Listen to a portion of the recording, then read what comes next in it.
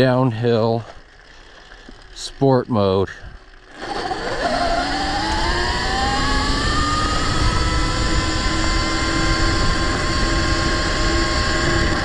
$29. See what boring old eco mode will do. Here we go. Eco mode. Woo!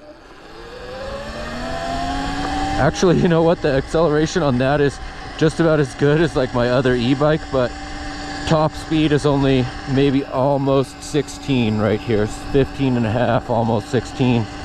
All right. Hold the bottom one down.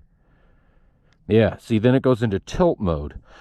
What the heck is tilt mode, right? I don't know, but anyone who knows what tilt mode is, please tell me what in the heck is tilt mode. But let's see what the top speed is. Woo!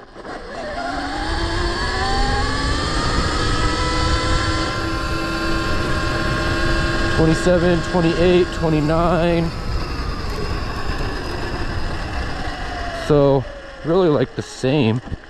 I mean, maybe barely faster than sport mode, like on the acceleration. I don't know. Can someone please explain what tilt mode is?